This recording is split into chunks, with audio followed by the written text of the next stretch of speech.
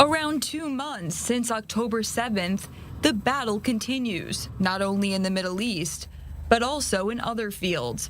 One of them is the field of advocacy. Here in this hub in central Tel Aviv, dozens of volunteers gather to share their talents and abilities and to fight anti-Israeli propaganda, which is on the increase.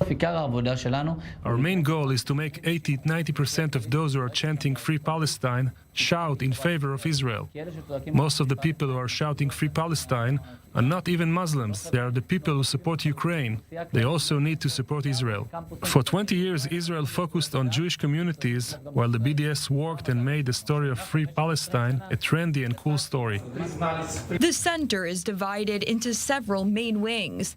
A content wing which contains writers, producers, directors, and others who create posts, blogs, and even videos. We meet Paulina Patimer, a photographer who joined to document the broken Gaza envelope communities.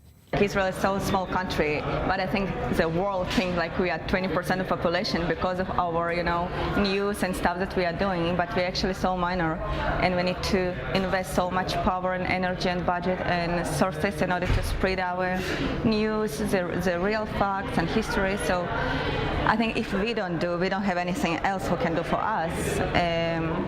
So it's kind of every Israeli or person who feels that he connects to Israel has to do something in order to improve the perspective in future. One of the services offered here is media training for Israeli politicians and officials. What the world needs is they need people to explain it to them in their language. And sometimes, especially, with Israel, there's a language barrier, and not just a language barrier, there's a way of communicating things. Like, for example, Naftali Bennett on Sky News, he did a fantastic job, absolutely fantastic. But it was very strange because he started shouting at the presenter.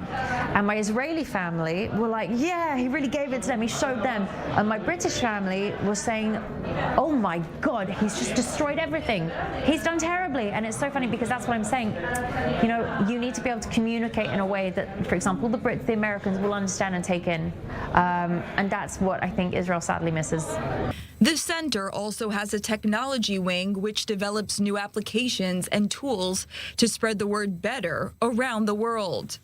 We also find people who work in human resources and other positions. Sigalit and Amit are a mother and daughter who decided to join this center together. I had the privilege to work with my daughter. It's an opportunity that who knows when I'll have again. My son is doing reserve military service, so the situation here reflects Israeli society and its ability.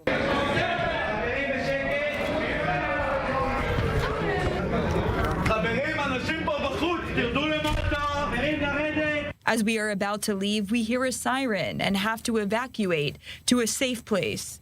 But the people of Israeli Spirit Advocacy Center continue to work, updating information online and documenting their experiences.